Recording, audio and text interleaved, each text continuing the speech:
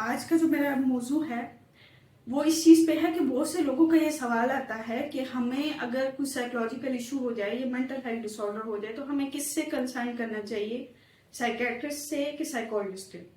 पहले तो ये चीज हमें क्लियर होनी चाहिए कि हमारा इशू क्या है और उसका लेवल क्या है। अगर तो सिवियरिटी लेवल तक है तो ऑफ कोर्स उसे पहले कंट्रोल करने की जरूरत है और कंट्रोल उसे मेडिकेशन के थ्रू किया जाएगा। तो उससे पहले जो है वो साइकेट्रिक मेडिसिन दी जाएंगी।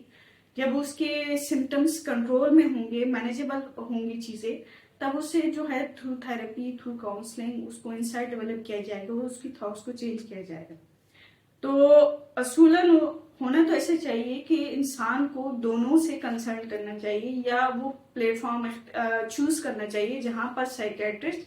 साइकोलॉजिस्ट दोनों अवेलेबल हों। क्योंकि दोनों का अपना अपना रोल है, दोनों का अपना अपना काम है और दोनों जरूरी होते हैं। क्योंकि इंसान की जो है वो सिम्टम्स जो हैं या जो डिसऑर्डर है उनको कंट्रोल की भी जरूरत होती है और इंसान को चेंज की भी जरूरत होती है ताकि वो उन चीजों को समझ सके, उन चीजों से निकल सके और जो उनकी कोपिंग स्किल्स हैं उनको डेवलप करना जरूरी होता है और उनसे कोप अप खुद कर सके ताकि आइंदा उस मसले में दोबारा वो उस मसले का शिकार ना हो। तो साइकेट्रिस्ट जो है वो यूजुअली जो है वो मेडिसिन प्रिस्क्राइब करते हैं जितने भी आपको खासतौर पर, और मेडिसिन की हमें तब जरूरत न्यूरोटिक लेवल पे या लेस वेयर लेवल पे हमें यूजुअली ऐसे मेडिसिन की जरूरत नहीं पड़ती या लॉन्ग टर्म मेडिसिन की जरूरत नहीं पड़ती। ये हमें साइकोटिक लेवल पे ज्यादातर होती है, जैसे शिजोफ्रेनिया हो गया, बाइपोलर हो गया, एडीएचडी हो गया, या अगर डिप्रेशन का भी जो है वो मेजर डिप्रेसिव डिसऑर्डर हो गया, स्वेयर लेवल के जितने डिसऑर्डर हैं जिसमें आपकी थिंकिंग कंट्रोल में नहीं आ रही या आपका एंगर कंट्रोल में नहीं आ रहा, नींद का मसले हल नहीं हो रहे, सोचों के मसले हल नहीं हो रहे और मसाइल आ रहे हैं, तो उसमें फिर आपको पहले मेडिसिन की जरूरत होती है कि आपके जो सिम्टम्स हैं उनको कंट्रोल किया जाए ताकि वो आपसे भी मैनेज हो सके और आपका इलाज भी जो है वो बेहतर तरीके से किया जा सके। तो उस सूरत में फिर साइकियाट्रिस्ट उसको मेडिसिन प्रिस्क्राइब करता है ताकि उसकी जो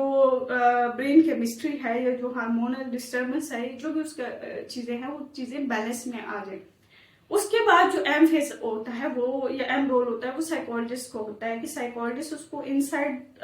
दे कि आपका इश्यू क्या है और दूसरी एम बात कि किस वजह से है। जब पर्सन अपने इश्यू को समझ जाता है, उसकी वजह समझ जाता है, तो वो मोटिवेटेड होता है कि इसको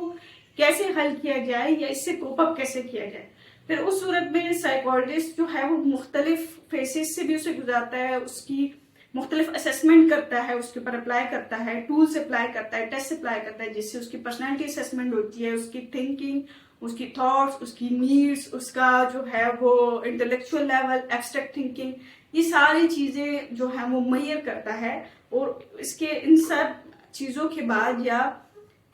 इस असेसमेंट के बाद उस पर्सन की एक पर्सनैलिटी, उसके गोल, प्रॉब्लम्स, सब चीजें एक साइकोलॉजिस्ट के सामने आ चुकी होती है। तो उसके अकॉर्डिंग वो उसकी थेरेपीज करता है। अगर उसका जो है वो आउटबर्स्ट है, एंगर है, तो उसके लिए उसको मैनेजमेंट सिखाएगा, एंगर मैनेजमेंट टेक्निक्स होती है।